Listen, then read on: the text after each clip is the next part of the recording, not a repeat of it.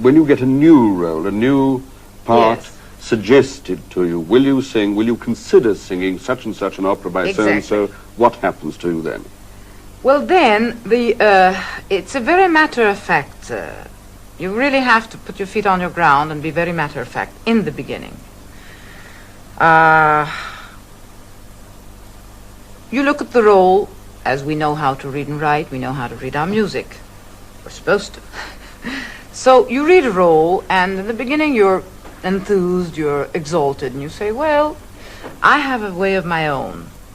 This way I've learned from my teacher Hidalgo and also from Serafin, which are the major people in my life. They have taught me, and life has taught me, that the last act is the most important.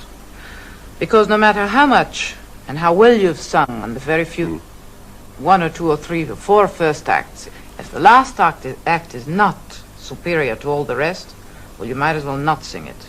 We have sung frequently roles that do not have the best last act, but I essentially choose an opera where at the end the last impression is the best.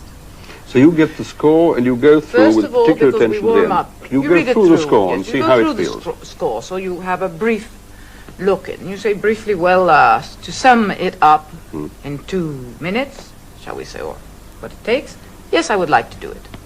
Now, once you say yes, then you take it act by act, and you, first of all, say,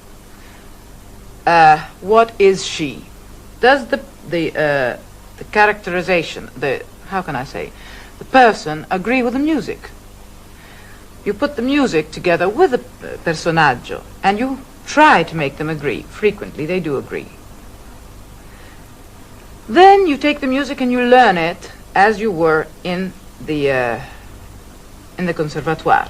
In other words, exactly as it's written, nothing more and nothing less, which is the phrase that I call straitjacketing.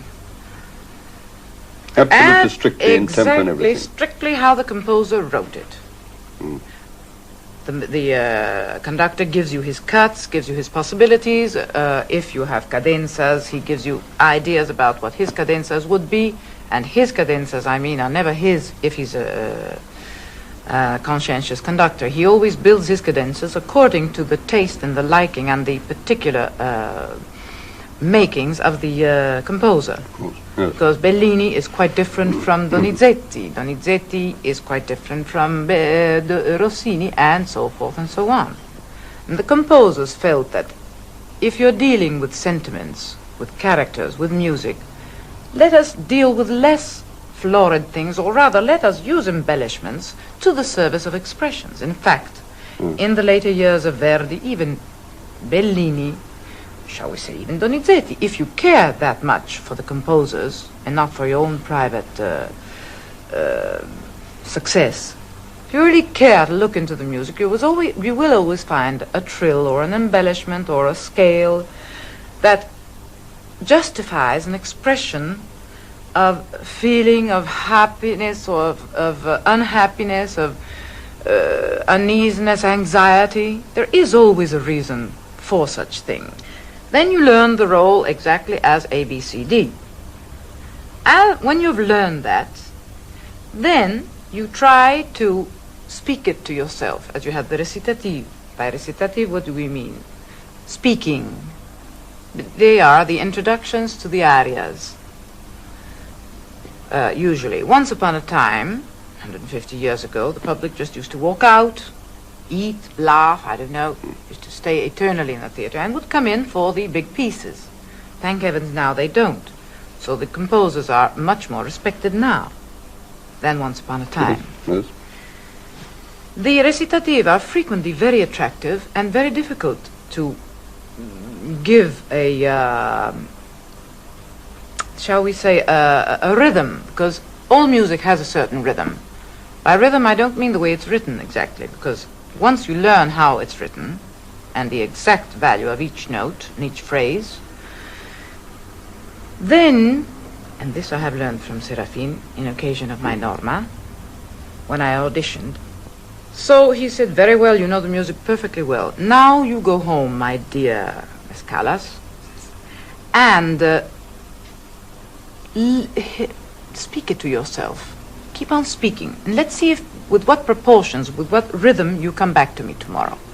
Because if you speak it to yourself, how would you do it in music? Forget that you're singing and these are the values. Respect the values, but try to be free for a minute.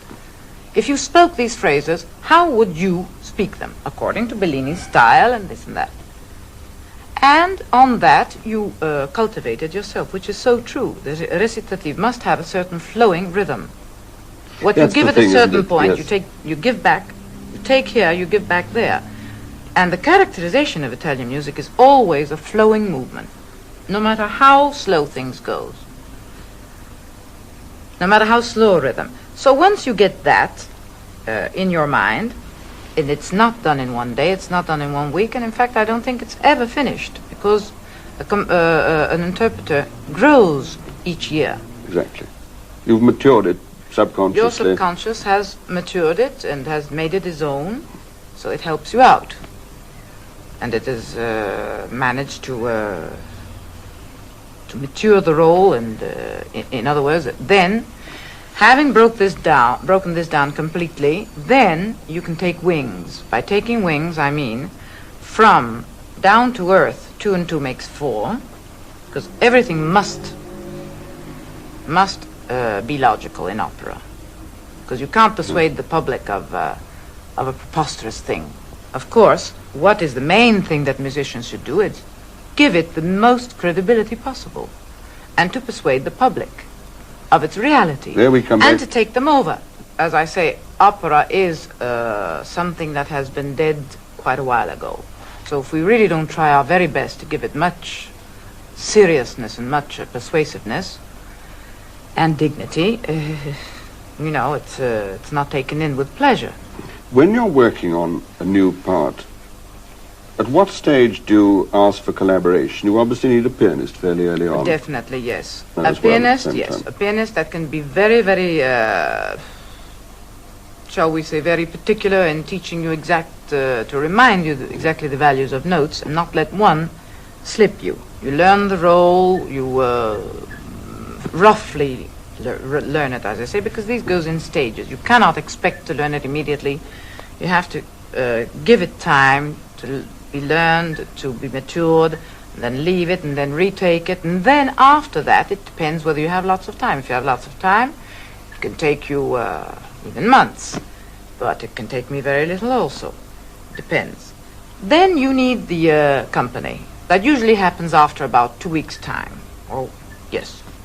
Then all are called for a rehearsal, the first piano rehearsal. Then you start. I usually... That's with the maestro, with the conductor. Yes, but with your other colleagues also. Yes.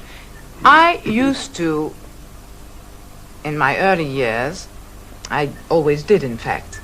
I used to look at the posters and ask and see when the maestro, the conductor, had his readings. With the orchestra. With the orchestra, because I'm short-sighted, and I cannot depend on cues given to me by the conductor himself or the prompter. So also because I live into the music, and I used to assist to his readings, which is most interesting. So therefore I went when I was quite prepared. Then we're all terrified, because it's, to put so many people together is really quite terrifying. That's when all the things that have stuck together start to fall apart. Well, or can do. Can and do frequently. And in old operas, old operas, mine like the Norma or Traviata, always, nearly always, and I can't say always, at certain points of the chorus, I know exactly where they're going to stop. I know exactly where they're going to repeat the same things for over and over again. One would say, all over the world. There are certain parts that stick, shall we say. You can't get rid of them. So, finally, you build the whole thing together. Stage, orchestra, colleagues, orchestra, chorus. And in the meantime, you try on your costumes. You've already seen the designs. Then eventually you reach, with a lot of quarreling between the conductor and the stage director, no, this is my rehearsal, no, this is my rehearsal. Well, all right, I can't stop all the time because we have to measure, the space.